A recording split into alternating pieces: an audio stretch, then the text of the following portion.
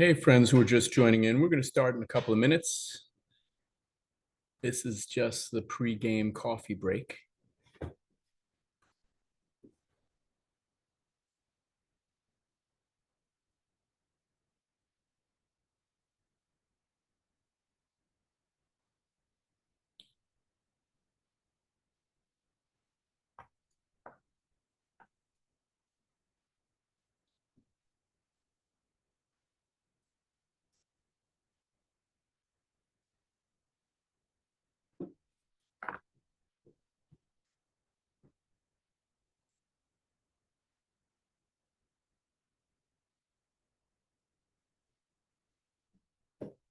And for those of you just joining us, we will start probably at 12:02. So we are going to give it a few minutes for folks to grab their sandwiches and coffee and join us here on Zoom.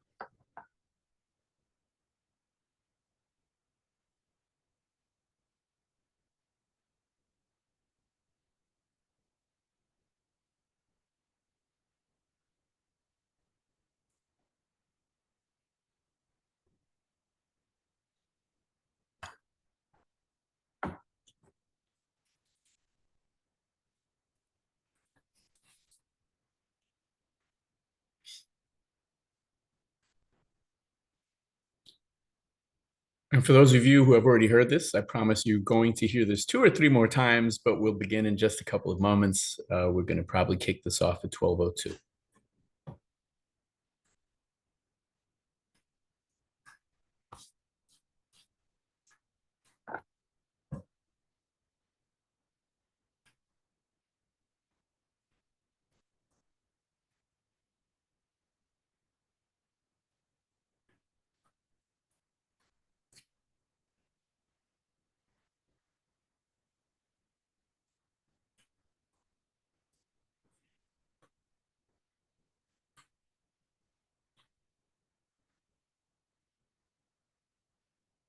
Friends who are just joining us, we're going to begin in about a minute.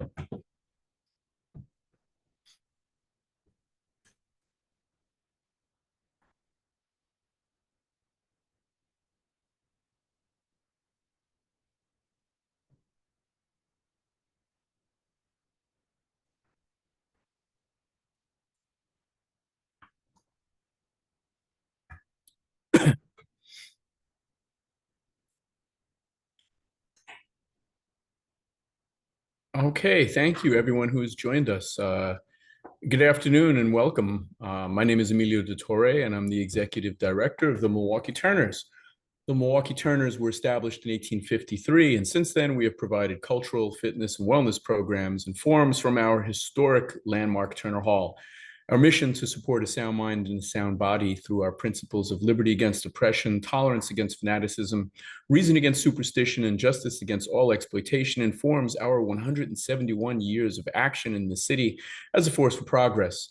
We seek to be the embodiment of a diverse community in practice that confronts injustice and fosters wellness, community restoration, and civic empowerment to advance the residents of Milwaukee. It is in this spirit that we begin to study the current practices of Milwaukee's Fire and Police Commission. With support from the Microsoft Justice Reform Initiative, the Milwaukee Turners monitored the Fire and Police Commission for a 6-month period from June 2024 to December 2024. During this time, our team collected and analyzed data on a variety of issues, including racial equity and police accountability, by evaluating commissioners' voting and attendance records, agenda items approved, and changes to the Milwaukee Police Department's standard operating procedures, or SOPs for short. Our focus is on the FPC and not the MPD, and issues with MPD or practices, procedures, or documents from MPD.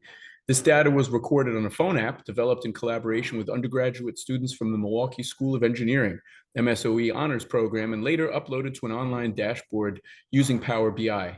We are presenting our key findings here in this Lunch and Learn today, and a more detailed review of our findings will be published in a white paper at the start of the new year. We really look forward to your feedback and engagement once that paper's out. Before we begin, I'd like to take the time to express our gratitude to a handful of people for their help and support over the course of the last 6 months. We would first like to thank the Microsoft Justice Reform Initiative and our project assistants from the Urban Institute, Paige Remington and Nina Russell. We'd also like to thank Gautam Siripati for his technological assistance and support with data visualizations. And thank you to Professor Mike Carrier from the Milwaukee School of Engineering for assisting us with identifying talented students. And finally, and very sincerely, this project would not have been possible without the expertise of Mac Williams. We thank him for the invaluable contributions he has made to the development of our phone app. We'd also like to thank ASL interpreters Delisa Robinson and Derek Kanian. Please, everyone on board, please feel free to ask questions as they arise using the Q&A function or chat. We will hold all questions and comments until the end of our presentation, but we will dedicate a chunk of time at the end to address them. And on that note, I'd like to introduce our presenters. With us today, we have Brother Mustafa. He is the Confronting Mass Incarceration Coordinator of the Milwaukee Turners. Prior to this, he was a youth advisor and advocate for violence-free zones for the Milwaukee Christian Center, Milwaukee Public Schools, Bradley Tech High School. He also did community violence intervention work with 414 Life, where he served as an outreach worker and mediated conflicts within some of Milwaukee's most marginalized communities, and also worked as a credible messenger for the Milwaukee County, connecting youth and families to resources. As the Turners Confronting Mass Incarceration Coordinator, he monitors the criminal legal system to educate the public and other organizations working to stop mass incarceration. Mustafa is also a part of the Milwaukee Turners Zero Youth Correction Program, which gives grants to organizations who work to eliminate youth incarceration. Also with us is Benjamin Linzy. Ben is a Ph.D. candidate in history. His research interests include police violence, international reactions to genocide, domestic right-wing terrorist movements, and transnational paramilitarism. Ben is the program coordinator for Humanities Without Walls, HWW, a consortium of humanities centers at 16 research universities throughout the Midwest and beyond, and is the assistant director of research and operations for the Center for Urban Research, Teaching, and Outreach, known as CURTO. His forthcoming dissertation is entitled By Badge, Bullet, and Baton, Police Use of Force in the Progressive Era. And finally, Dr. Emily Sterk. Emily joined the Milwaukee Turners as the American Council of Learned Societies, ACLS, Leading Edge Fellow and Research and Advocacy Associate in September of 2024. She is an educator and lifelong learner who has worked in various learning environments, including national and international universities, correctional facilities, youth detention centers, and adult education centers. As part of the Confronting Mass Incarceration team, Dr. Sterk develops and contributes to the Milwaukee Turners' expanding expertise in mass incarceration policy and creates research-informed programs for system-impacted individuals. So now that you know who is here talking to you, I'm going to turn it over to Ben Linzy. Hello, everyone. Please advance to the next slide, Emilio. So I just want to talk a little bit about the way that we collected the data and the ethics behind this. The way that we collected this data, as Emilio said, was through phone app and through what we call observational studies. And the reason that we chose to use that is because they are relatively low risk, meaning that the observational study was by members of our team either attending in person one of the FPC meetings or observing it, as you can see there on the live stream through citymilwaukee.gov city channel, and just observing the meeting and taking our notes that way.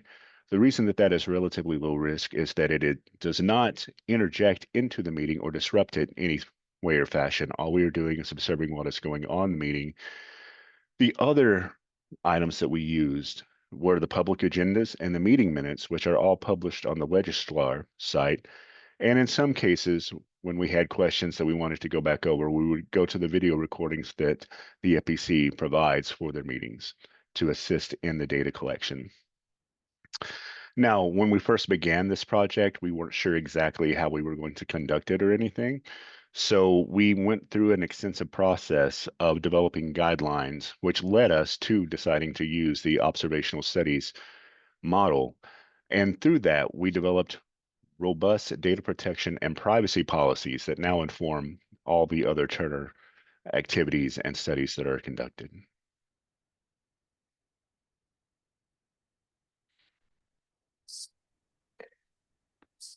Awesome, and thank you. I will pick up here. As Ben was mentioning how we went about collecting data, I just wanted to draw everyone's attention to a key resource in our data collection and a good resource for those of you who are here today and who are interested in participating in civilian oversight. Here is a screenshot of Legistar. This is where you'll find meeting details and agendas for upcoming FPC meetings, along with minutes and video recordings of previous meetings. And then finally, with the ethics of data collection in mind, I did want to take a moment to underscore that the data that we collected during our monitoring period comes solely from regular sessions. That is, sessions that are open to the public. And we are aware that there are some limitations to this data. The FPC meets for executive sessions prior to most regular sessions and will sometimes motion to move to a closed session during a regular session. And we acknowledge and are aware that an executive session could look far different from a regular one, right? And that some of our observations, concerns that we will go on to discuss in a little bit, could very well be being addressed in closed sessions. However, this is not information that is accessible to us as a public. So now I wanted to go ahead and give the floor to my colleague, Brother Mustafa, who will provide an overview for us of the FPC and other pivotal events for the city of Milwaukee within the last decade. Greetings, everybody. I hope that what I say reaches everybody in the best of health and spirit. But what is the FPC? The FPC was created in 1885. It was established by the Wisconsin State Legislature. The best resource to look at, I believe, is Wisconsin State Statute 6250. The board is comprised of 9 commissioners that are appointed by the mayor and approved by the city council. And the aim and the purpose of the Fire and Police Commission was to provide the community with a say in what the fire and police departments are doing. And some of their duties include civilian oversight. Some of their duties include hiring and hire the fire and police chiefs, set standards for recruitment and testing of MPD and MFD, and then handle discipline of the Milwaukee Police Department and the Milwaukee Fire Department. And with that being said, I would like to go to the next slide. So the Collins settlement, it occurred in 2018. It's a lawsuit that was filed by the ACLU against the Milwaukee Fire and Police Commission and the Milwaukee Police Department. It was addressing racially biased stops and frisks. And the result of the lawsuit was an agreement between the Milwaukee Police Department, the Milwaukee Fire and Police Commission, and the city that they would work to end or eliminate racially biased stops and frisks. And as a result, there was a consultant that was assigned, which was the Crime and Justice Institute, to monitor whether that was being implemented effectively.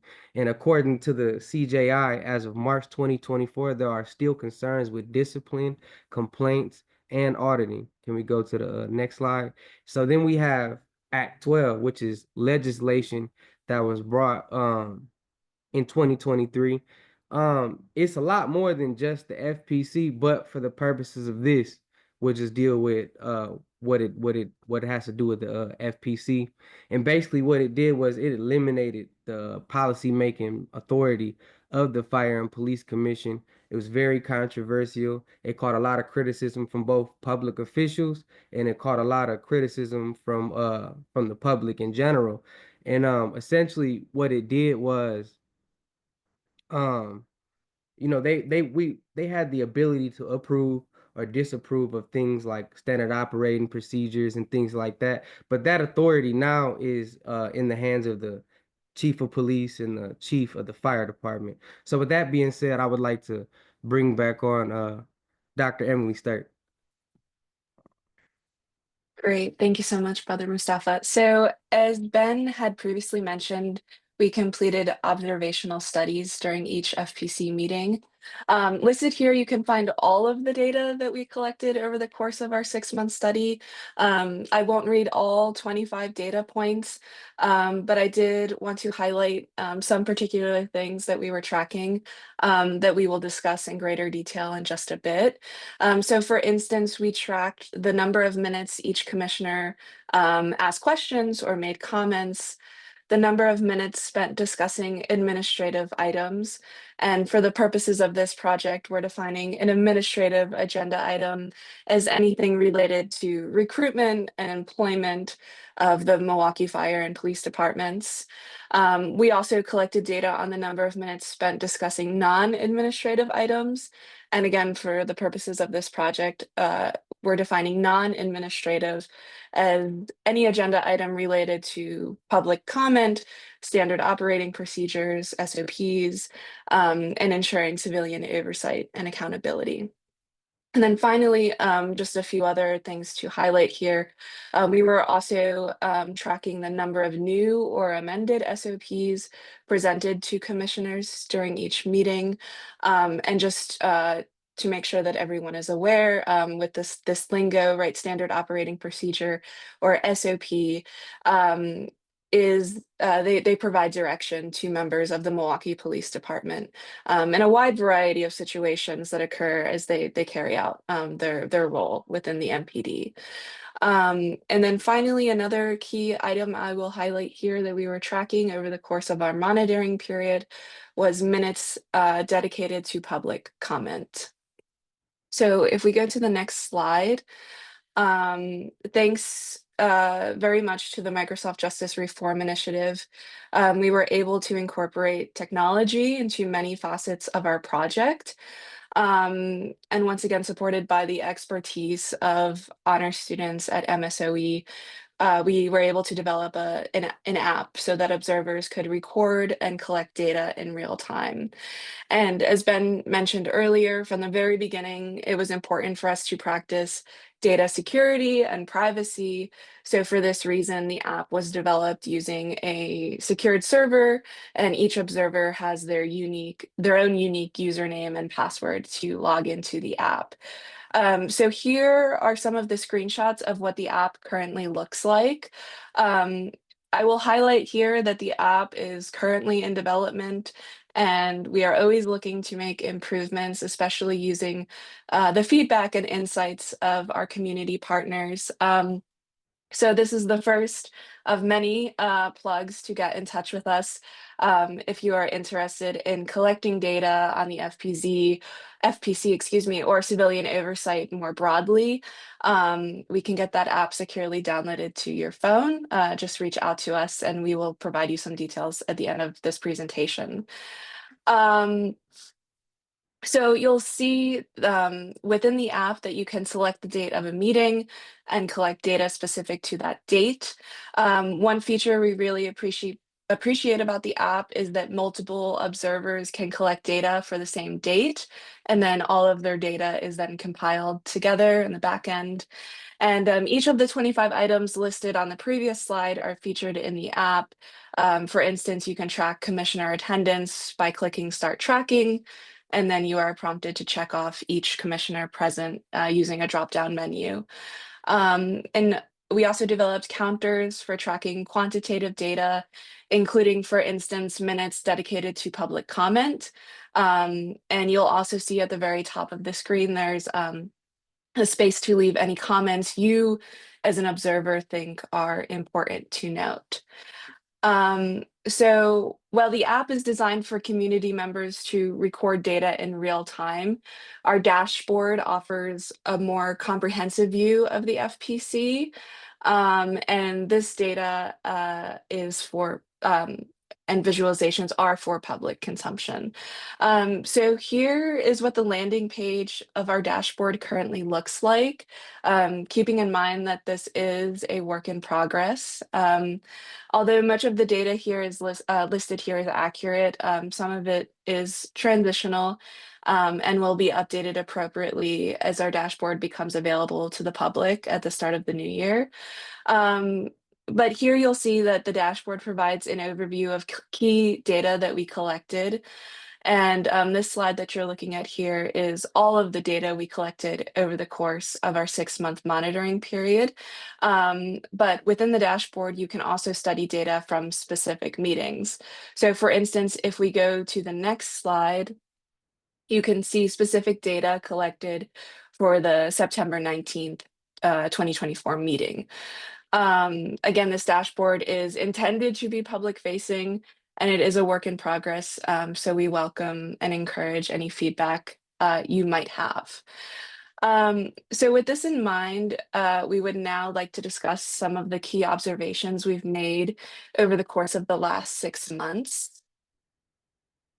One of the biggest things we noticed was that during regular sessions, the FPC spends considerable time on and attention to administrative matters. This is partly due to legislation and Act 12, as Mustafa was underscoring, but it is also due to longstanding practices and cultures of the FPC. A significant portion of the regular sessions, as evidenced by meeting agendas and minutes, is dedicated to personnel matters, including new hires and promotions. So if we go to the next slide, here you can see a data visualization featured on our dashboard that highlights the imbalance between minutes dedicated to administrative versus non-administrative matters. Again, using the September 19th meeting as an example, here we can see roughly 90% of this meeting was focused on new hires, promotions, and other administrative matters. And we would be remiss not to mention that this particular meeting was heavily delayed. This regular session was heavily delayed because of an executive session held prior to that session that went overtime. And as we will discuss in the recommendations portion of our presentation in just a bit, we acknowledged that the FPC is in a period of transition following the passing of Act 12.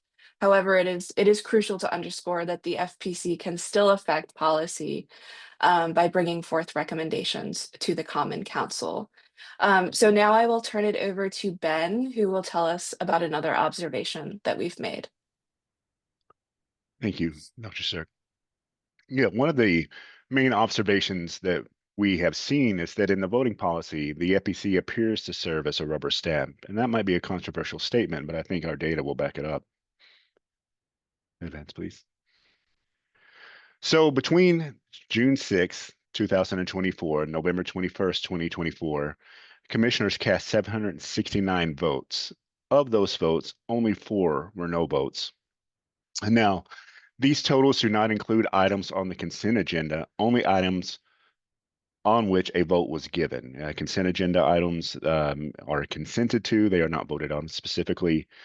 And over those meetings, many of the changes to the Milwaukee Police Department's SOPs were introduced during new business as communication files and were therefore not voted on by commissioners because these types of files do not require a vote.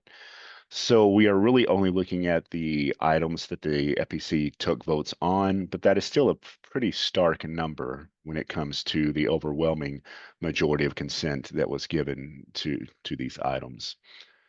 And Dr. Sterk, I believe you had more that you wanted to say. Yeah, awesome. Thank you. So another observation that we made, sort of in a similar vein to Ben's point, was that we could not help but notice that there was an overall lack of active engagement and participation from commissioners. There have been multiple instances where we have suspected that commissioners have not read reports or memos prior to attending meetings. And after each agenda item, there is space for commissioners to make comments, ask questions, but this happens pretty infrequently. For this reason, about halfway through our monitoring period, we started tracking speaking times of individual commissioners. On average, in a typical meeting, commissioner speaking times ranged anywhere from 10 seconds to 1 minute, keeping in mind that an average FPC meeting is about 60 minutes to 90 minutes long, where we saw that most of the commissioners were using their speaking time to vote and make motions, right? So we are currently in the process of creating a data visualization to underscore these points, but I think that that is something that was very pressing for us to note after attending these meetings. So I will go ahead and pass it on to Mustafa to close out our discussion on some of the key observations that we've made. So we observed that when the public would come and when they would speak during the Fire and Police Commission meetings, that their time was limited to 2 minutes. And then after some pushback, we saw that they lengthened the time to 5 minutes. A lot of the times what we observed when the public spoke, it seemed as if they were met with indifference or even disdain or a lack of interest. And but what we observe when people who are related to the FPC or are a public official or are related to the city, when they spoke, we noticed that it seems as if they're met with interest and deference. And so those are some of the things that we observed, but I would like to pass it back to Dr. Emily Sterk. Great, thank you. So this takes us to our recommendations. Based on our 6-month study and many conversations with others who have an interest in the Milwaukee Fire and Police Commission, we have several recommendations on how the FPC may wish to adjust how they operate. And again, we are aware that neither the FPC nor the city may have power to implement some of these recommendations that we're about to list. But we believe that these changes will ultimately enact institutional change in the long term. And here I also wanted to acknowledge the generative study put out by the League of Women Voters of Milwaukee County from 2021 that lists a series of 20 recommendations for the FPC. And it is important to note that over 3 years later, the majority of these recommendations have not been addressed by the FPC or the City of Milwaukee. So with that being said, our first recommendation is to amend the 2023 Wisconsin Act 12, specifically because, as Mustafa said at the beginning of this presentation, the FPC was created in 1885 by the state of Wisconsin with the goal of keeping politics out of policing. And Act 12 does not allow the FPC to achieve this. So I think one of the biggest things that we have been grappling with over the course of our study is in interpreting what we can do with Act 12 from here on out. So now I will go ahead and give it back to Mustafa, who will discuss our second recommendation. So we recommend that the FPC bring SOP amendments and policy change to the Common Council as they still can do.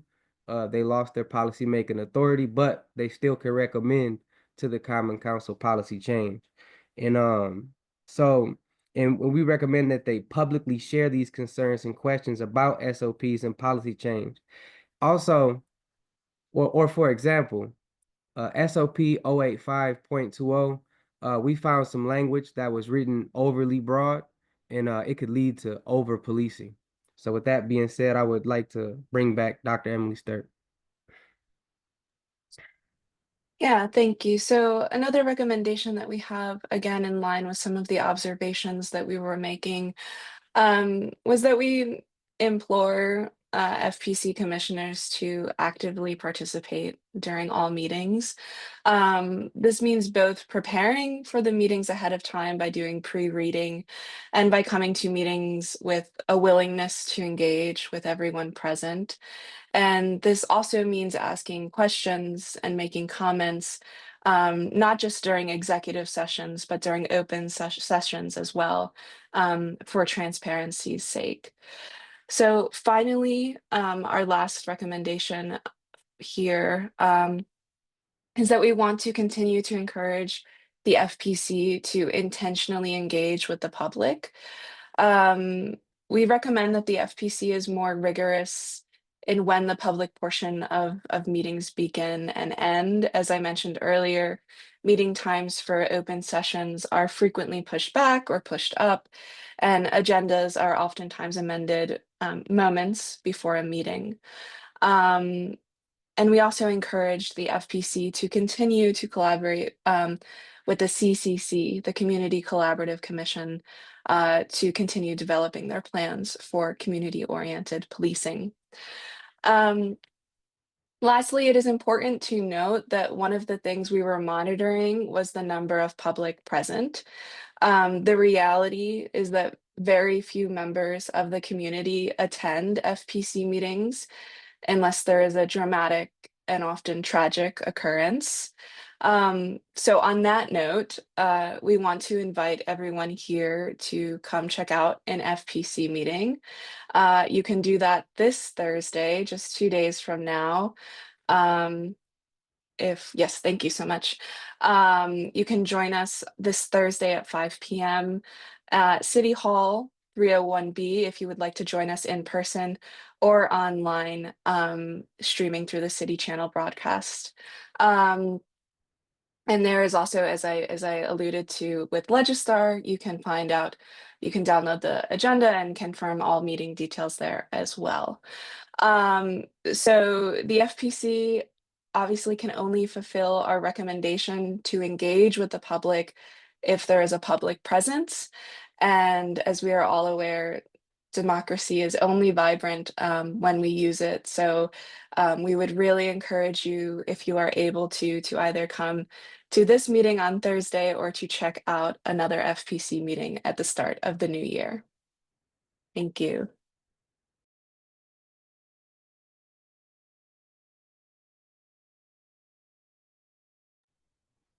Wonderful, wonderful presentation. We're going to jump over now real quick, and I'm going to share some of the questions that we have received. And if you haven't yet asked a question, I invite you to share it. I'm going to stop the screen share, but please make note of Emily's email address. Any inquiries you may have, if you want a copy of the app to download securely on your phone, if you want to directly respond to some of these outside of the question and answer period, all email inquiries can be addressed to esterk@milwaukeeturners.org. So let's take a look. If anybody has any options, any questions they'd like, or if they want to express any feedback or observations based on this 6-month study that Emily, Mustafa, and Benjamin have engaged in, that would be great. If not, and obviously this is a lot of information, so it's going to take a second to digest. They've just shared their findings for 6 months. It's been a comprehensive work, not only with attending, reviewing, evaluating all of the meetings, what was said by the meeting, by whom, for how long, what were they responding to, what types of information were they responding to, what types of powers that they do have were they not exercising or using, or even if they were using them, it wasn't for us to know, it wasn't public. So if here are a few different questions we're getting. So for example, the first question is, can you please remind us of when the 6-month observation period was? Yeah, so we started in June of 2024 and we are wrapping up in December. However, that does not mean that we will stop offering civilian oversight of the FPC. We will continue into the new year. So again, another plug, if you are interested in joining us in any capacity, please do let us know. Thank you. Another question someone asks, are there any plans to track historic FPC notes to track the impact of Act 12 beyond the monitoring period of this project? That sounds like whoever's asking that question would be very interested in volunteering with us and helping us pour through that. this one project is just a part of the responsibilities that Dr. Sterk, Mustafa, and Ben have.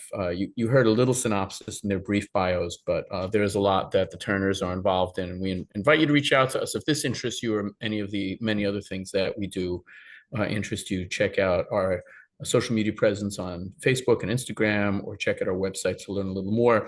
I think that's a great project, and certainly the nature of this begs that deeper dive, but we're not poised to go through the historic components, although we are very much interested in going forward with measuring current and future impact. For sure. And I'll also invite, I think it would be helpful to invite Ben to speak on this specifically a little bit, just because I know that Ben was looking to FPC meetings prior to our monitoring period.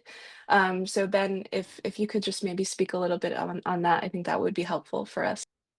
I was not looking into the period prior to Act 12. I do think that would, as a historian, that would be a great project. I did see some of the same trends prior to the observation period that carried over into the observation period. So the results are pretty germane to what I was seeing in that prior period. And I do think that, again, as a historian, if I had more free time, or if I had support of either my institution or even undergraduates who are interested in this thing, since these are public records, I do think that would be a very worthy project. It is just finding the time and the necessary support to do so. Thank you. A few more questions.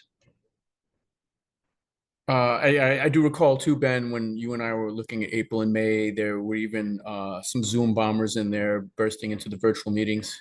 Yes, there were, and I don't want to get too deeply into that because it only happened one time that I recall. But yeah, I mean, this is to the FPC's credit. They do try to make it as inclusive to the public as they can by having the ability to attend virtually. If you sign up to give comments virtually, you can do so and then attend that way. And at least during one of these meetings, they were soon bombed, and very racist and misogynistic and anti-Semitic comments were levied towards the FPC that were quite shocking. So it is the danger when opening things up to the public sometimes that these things can occur. Thank you. Another question we get, what are some of the next steps in following up this report? Will a presentation be made to the FPC or the Common Council? Great. Yeah. Thank you, Candace, for asking that question. So the next step is that we are currently working on a white paper, as we previously alluded to. That paper will be published at the start of the new year. And will be available for public dissemination at that point. Thank you for your question about presenting to the FPC or Common Council. That is not something that we had planned, but I think it is a very good idea. So perhaps after this, we as a team should discuss the possibility of presenting it to a wider audience outside of this Lunch and Learn. Great idea. I have mixed feelings about you giving me more homework, but yes, it's an excellent idea. Another question we received. I know this is outside of the scope of your research, but could you speak to your sense of whether some of the problems you identified are endemic to the FPC itself or to municipal commissions in general? The lack of preparation, the last minute changes, the irregular schedules, the kowtowing to power, etc.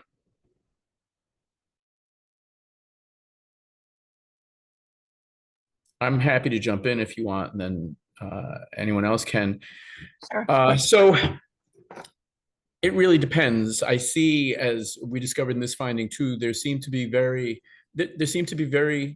two levels of involvement with commissions in general.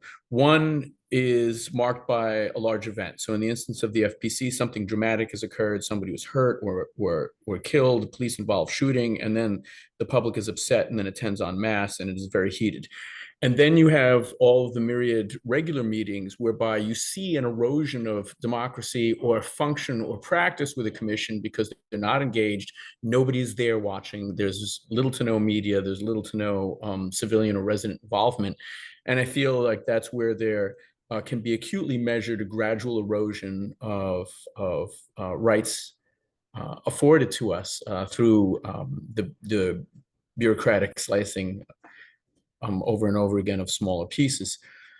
And speaking as someone that has attended almost an innumerable number of commission hearings all across the board in the city, the county, the state, yes, some of it is endemic. So I think that you will frequently see, if you've ever been to a joint finance commission, you'll see a nominal nod to members of the public that show up, and then greater deference to individuals that may have some status as the head of an organization, or more specifically, some status or representation of law enforcement or the associated municipal organization that's involved. That only changes when that government institution has somehow drawn the ire of that commission, and then you'll see the flip where they're being called onto the carpet. But that is statistically much less so, and that's generally covered by all the media. It's usually following something large, like a mismanagement of funds or somebody getting hurt, and then all the public is there too, so that'll kind of lodge into the events category again. Does anybody want to add something to that? We can go to the next question.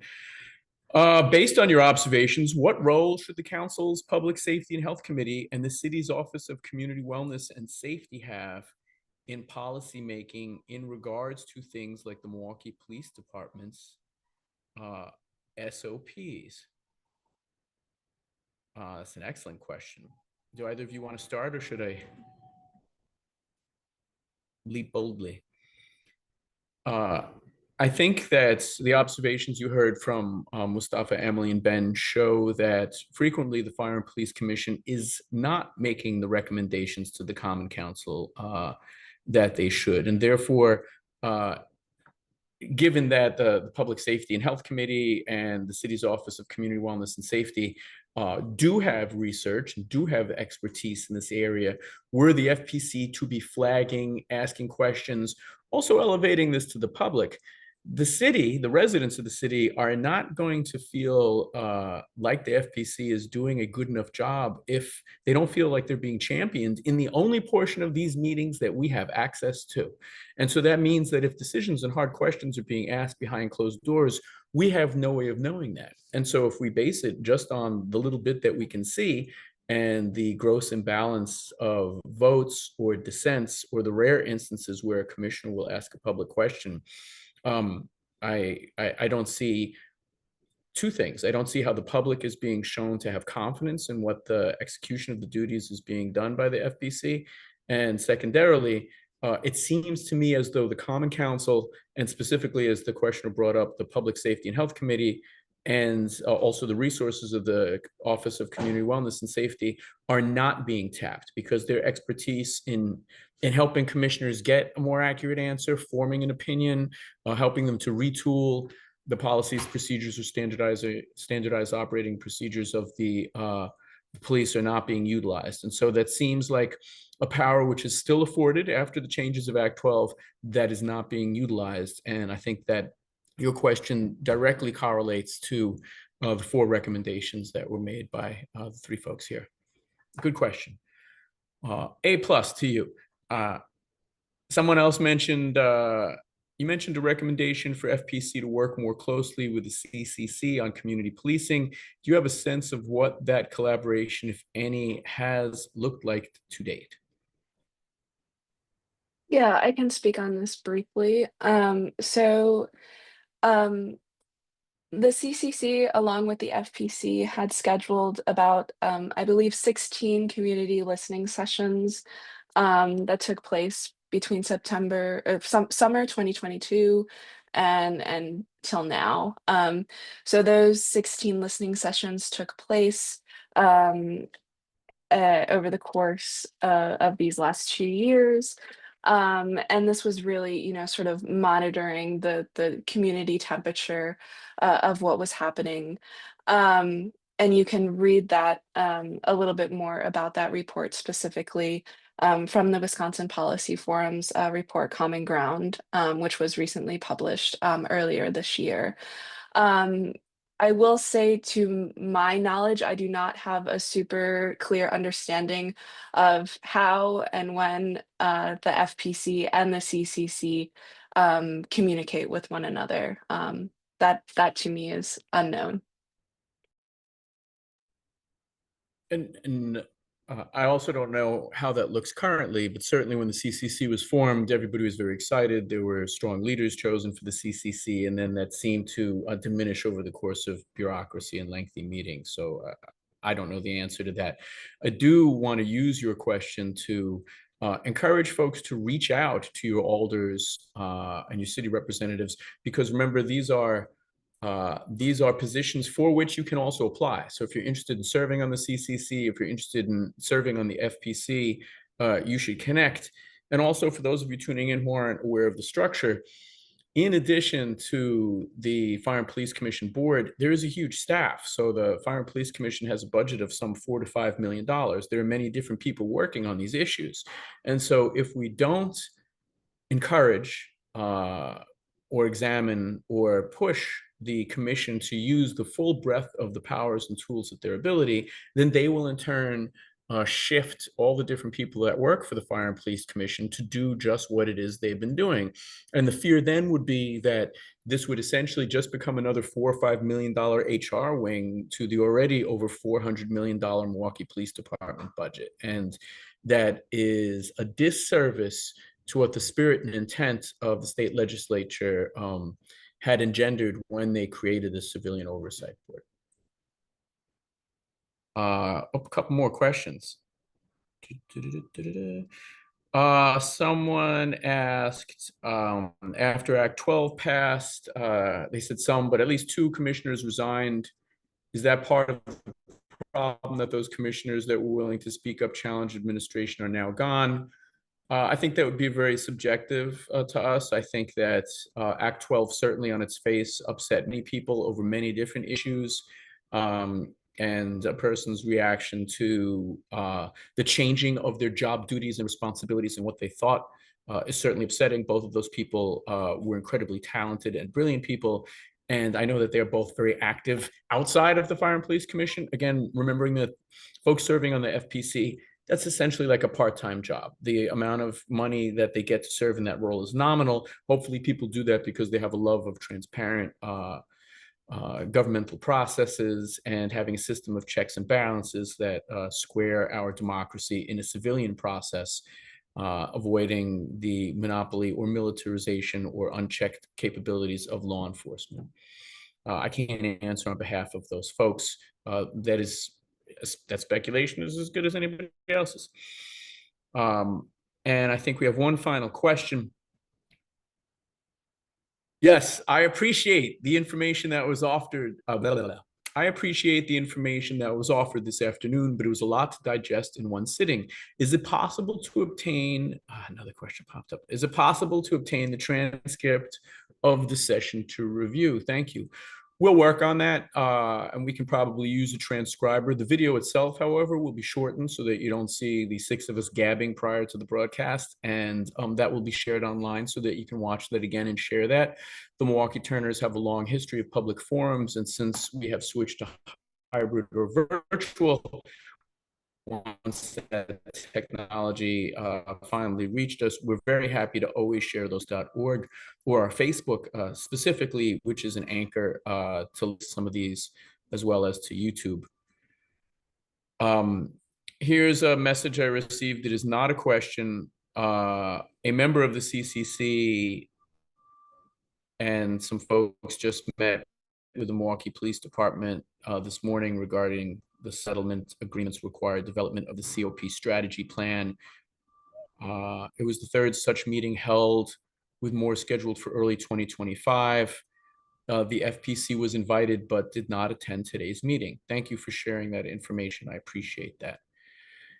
That's great. And I'm really glad to know person from the CCC that you were watching this. We hope that members of the Fire and Police Commission, as well as those who have the agency and power to make these changes, are watching.